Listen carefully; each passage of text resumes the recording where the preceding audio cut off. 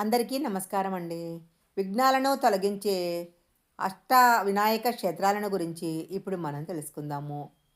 జగన్మాత పార్వతీదేవి తనయుడైన విఘ్నేశ్వరుడు విఘ్నాలను నివారించే మూర్తిగా అందరితో పూజలందుకుంటున్నాడు. ఏ కార్యాన్ని ప్రారంభించే ముందైనా స్వామివారిని పూజించి ప్రారంభించినట్లయితే విజయం లభిస్తుంది. గణనాథుడికి తొలి పూజ అన్ని విధాలుగా శుభాలను చేకూరుస్తుంది.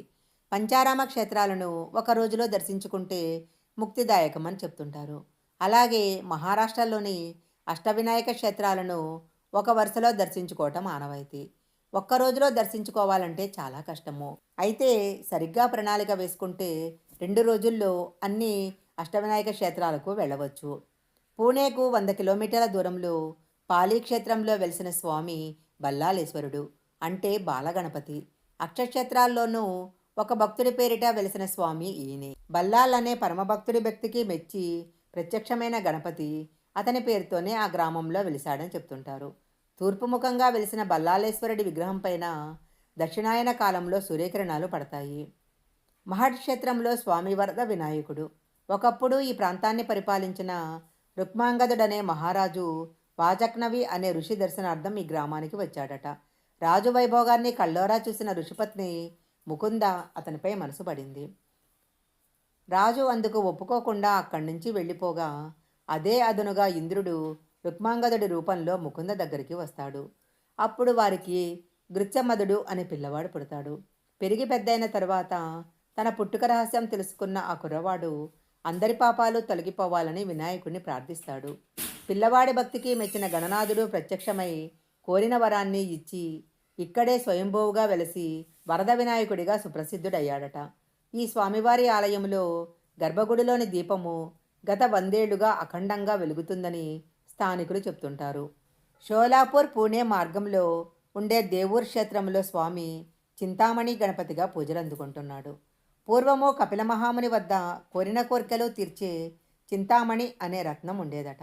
ఒకసారి ఆ ప్రాంతాన్ని పాలించిన అభిజిత్ మహారాజు కొడుకైన గణరాజు కపిల మహర్షి ఆశ్రమానికి వస్తాడు.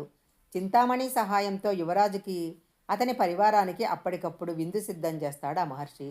దానికి ఆశ్చర్యపోయిన యువరాజు కపిల మహామునిని ఏమార్చి చింతామణిని అపహరిస్తాడు.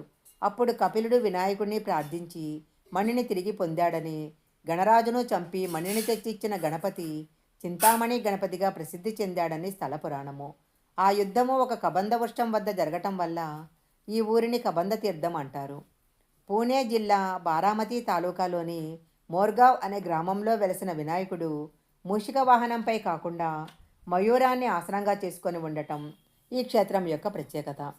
తన తమ్ముడు సుబ్రహ్మణ్యేశ్వరుడి వాహనమైన మయూరాన్ని అధిష్ఠించి ఉంటాడు. ఒకప్పుడు సింధూరాసుడు అనే రాక్షసుడు ఈ ప్రాంత ప్రజలను తీవ్రంగా హింసించేవాడు. దీనితో మునులు దేవతలను వేడుకోగా వినాయకుడు తన తమ్ముడి వాహనాన్ని అధిష్ఠించి భువికి దిగివచ్చి రాక్షసుని మట్టుపెట్టాడు. అందుకే ఈ గణేశుని మయూరేశ్వరుడు అంటారు. అసుర సంహారం గావించిన స్వామి కాబట్టి ఈ క్షేత్రంలో వినాయక చవితితో పాటు విజయదశమి వేడుకలు కూడా అత్యంత వైభవంగా జరిపిస్తారు. పూర్వము మధుకైటవులనే రాక్షసులతో శ్రీ మహావిష్ణువు యుద్ధం చేస్తూ వినాయకుడి సహాయాన్ని అర్థించాడట.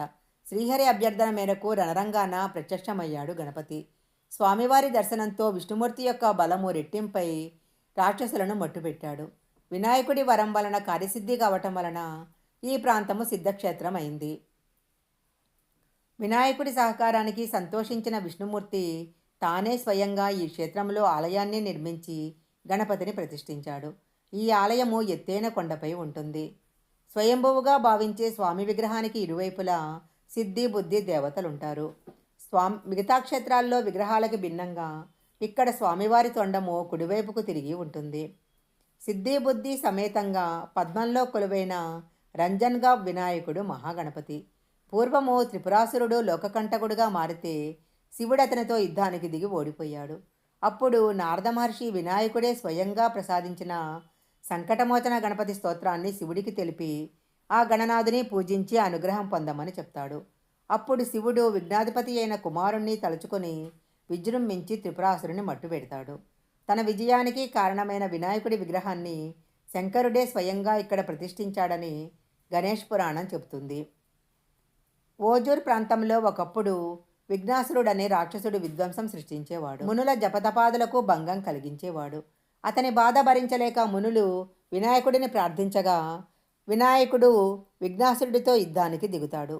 యుద్ధం మొదలైన కొద్దిసేపటిలోనే తాను గణేశుడి ముందు నిలబడలేనని గ్రహించిన విఘ్నాసురుడు స్వామికి లొంగిపోయాడు. తన పేరు మీద విఘ్నేశ్వరుడిగా ఇక్కడే కొలువుండాలని కోరాడట.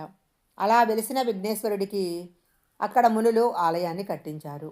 గిరిజాత్మజుడు అంటే పార్వతీదేవి కుమారుడు అని అర్థము. స్వామివారి దర్శనం చాలా కష్టము. ఎత్తైన కొండ మీద ఒక గుహలో కొలువై ఉంటాడు వినాయకుడు. పైకి 238 మెట్లుంటాయి. పిల్లలు వయసులో ఉన్నవారు చురుగ్గా ఎక్కొచ్చు కానీ పెద్దవాళ్లకు చాలా కష్టము. పుత్రుడి కోసం పార్వతీదేవి 12 ఏళ్లు తపస్సు చేసిన ప్రదేశము లేణ్యాద్రి పుణ్యక్షేత్రము. అనంతర కాలంలో అమ్మ చేతి నలుగుపిండి నుంచి రూపుదిద్దుకున్నాడు బాలగణపతి. తరువాత కౌమారప్రాయం వచ్చేదాకా తల్లితో కలిసి ఇక్కడే ఉన్నాడని ఐతిహ్యము. నలుగుపిండితో విగ్రహాన్ని చేస్తే ఎలా ఉంటుందో అలా హెచ్చుతగ్గులతో చిత్రంగా ఉంటుంది ఇక్కడి విగ్రహము. భక్తుల విశ్వాసం ప్రకారము ఈ క్షేత్రాల్లో ఎక్కడి నుంచి యాత్ర ప్రారంభిస్తామో మళ్ళీ అక్కడికి తిరిగి రావాలి. అప్పుడే యాత్ర పూర్తయినట్లు. మహారాష్ట్రలోని పుణే నగరం చేరుకొని అక్కడి నుంచి అష్టవినాయక యాత్ర ప్రారంభించవచ్చు. పూణేకు దేశంలోని అన్ని ప్రాంతాల నుంచి రైలు, విమాన, బస్సు సౌకర్యాలున్నాయి. ఈ క్షేత్రాలకు కార్లలో వెళ్ళలేని వారి కోసము మహారాష్ట్ర పర్యాటక శాఖ ప్రత్యేకమైన ఏర్పాట్లు చేసింది. ఈ వీడియో కనుక మీకు నచ్చినట్లయితే లైక్ చేయండి, షేర్ చేయండి. ఇలాంటి మరిన్ని వీడియోల కోసం మా ఛానల్ సబ్స్క్రైబ్ చేసుకోండి. పక్కనే ఉన్న బెల్ ఐకాన్ని యాక్టివేషన్ చేసుకుంటే మేము పెట్టే వీడియోలన్నీ కూడా మీకు ముందుగానే నోటిఫికేషన్గా వస్తాయి. మరొక మంచి వీడియోతో మళ్ళీ కలుసుకుందాం.